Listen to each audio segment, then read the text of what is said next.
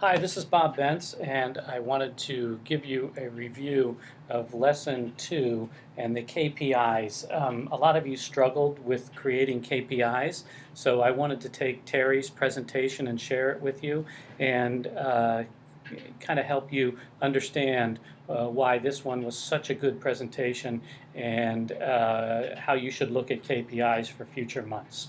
So anyway, let's start at the top here. She has the cover page here, and it's very important that on all of your campaigns you put what the campaign dates are, and they're located there because without dates, how do we know when the beginning of the evaluation and the end of the evaluation period is? Okay, so we have some good background here as to what Jiffy Lube wants to do. They want to hire new employees, and they want to favor military veterans, which is certainly a great thing for them to do.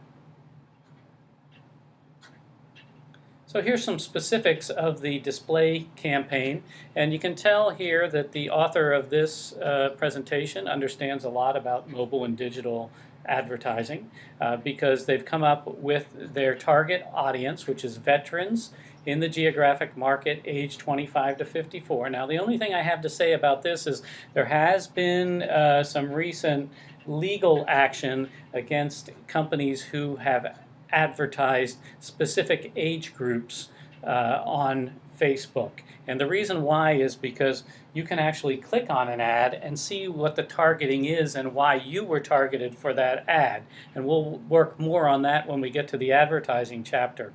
But one of the dangers is that by only targeting people 25 to 54, there may be some issues with age discrimination. Now, I think that's totally unfair because when advertisers advertise for jobs, if they're advertising on a hip-hop station, does that mean they have to also advertise on an oldies station? I don't think so. But in this case, the ages are very defined, and therefore there have been some lawyers who have been going after recruitment advertisers that aren't advertising for everyone 18 plus, including those that are 65 and older. Now, one of the really smart things that she did here in this presentation is she's going to buy advertising directly on some of these sites, for instance, the Career Builder and Monster, and also on some of the veteran sites because that's the actual target that's going on here. Now, here's an example of the social media ad that Jiffy Lube is going to be using to hire folks to come to work in their locations. The only thing I would suggest to this is if you're targeting only veterans, why not say that in the ads? But here's the ad, and it gives me an idea of what the campaign is all about. Now, the first thing that you want to do when establishing KPIs is establish a baseline, and that's where many of you failed this past week in doing so. So you can't really project future success and what that success means unless you already know what the baseline is. So she has some very detailed stats here in terms of what has happened on previous campaigns, or what happens normally when it comes to getting candidates to come to work for Jiffy Lube. So that is, they received 97 applicants, and 17 of them are interviewed, and 5 are ultimately hired. So they know that what they need is they need 100 people to fill out the form to find 5 new hires. And that becomes the baseline that you're going to be using for all of the KPIs and goals. Now, obviously, if the boss has given you a budget so that you can hire more people or drive more sales, what that boss is going to want to see is that you do at least as good as what you did before, and hopefully you've done at least as good as that average dollar amount that they've given you for the campaign. So let's look at the KPIs and goals. Now, you need to have one penultimate goal. The other KPIs are things you're judging along the way and things you would like to hit. But ultimately, at the end of the day, if you don't hit any of those goals along the way, those KPI interim goals or even the click-through rate and things like that, all that matters at the end of the day is that you make more money or you hire more people. Okay? So what they're looking for is 30 new hires that they have hired through the site jiffylubeveterans.com as of September 30th. Now, my only comment on this would be, while that's certainly a good goal to have on September 30th, I might give it another 30 or 60 days beyond that, only because the advertising is going to run right up until September 30th, and there's of course no way that you're going to turn someone around in a day and have them coming into work, because at the very least they're going to have to give 2 weeks notice to their current employer. So maybe a better way to judge this would be to take 30 or 60 days out into the future and make that the date that you are determining the penultimate goal and whether this is a successful promotion or not. So let's look at the KPIs and goals that have been set. And the first one is a cost per thousand of $10 or less, which is pretty standard. That's a good goal to have in terms of mobile and digital advertising. And that's something that you can judge all along the way because it's a percentage, right? So you don't have to have an interim amount for halfway through. But on the other things, Terry did a great job in giving us not only a final goal, wanting to reach 70,000 gross impressions by September 30th, the end of the campaign, but also the midway point at the end of April to reach 35,000. Now, that isn't really the midway point because we'll only be 3 months into the campaign of an 8-month campaign. So if truly she wanted to measure that at the end of May, that would have been the exact midway point. But I get it. We're going to put more money up front to try and get more people into the pipeline to come to work for Jiffy Lube.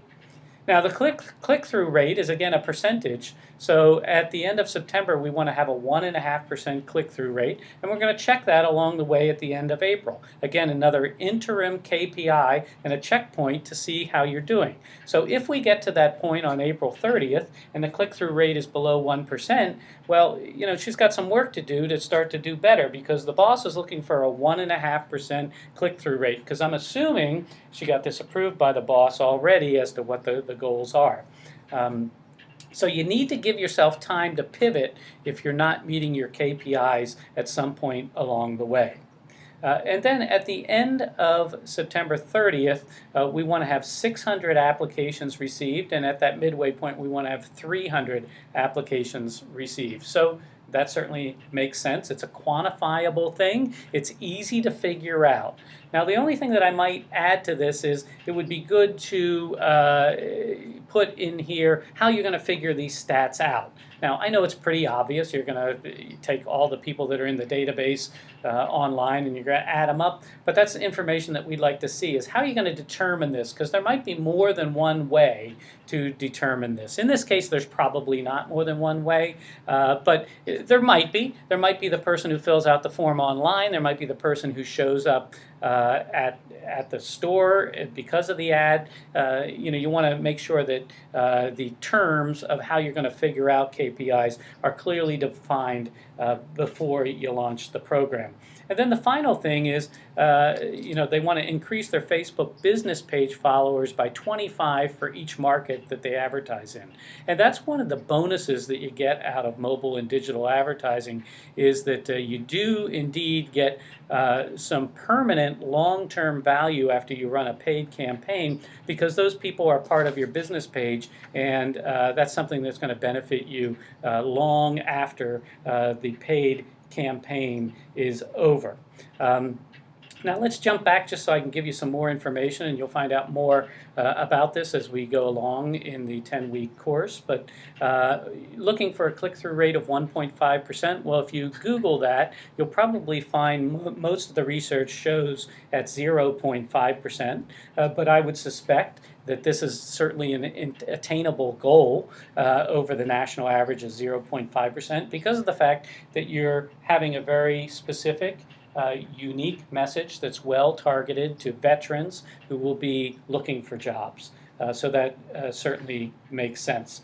And then finally, you know, the Facebook business page followers, well, you're probably going to break your advertising down by each market as well. So that's something that you're probably going to be doing in the advertising. So look, I want to encourage you to look back at the 12 points that I put in Lesson 2 because you're going to be doing KPIs every week, so you got to get it. And it's important you establish the baseline, you get approval from management, get approval from the other people in your office. Your KPIs have to be based on previous information, whether that's national averages or previous campaigns that you've done.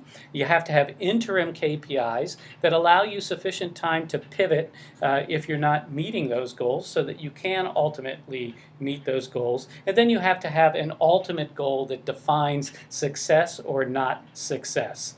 And if you do those things, KPIs will be very easy for you going forward. Now remember also, as we get to lesson 3, in addition to the KPIs, you need to be adding a budget. So in this case, we could very easily find out at the $10 CPM how many dollars we're going to put to this campaign. So you want to have a budget there and show the value so that you can take it to the boss later and say just how great that you did on this campaign.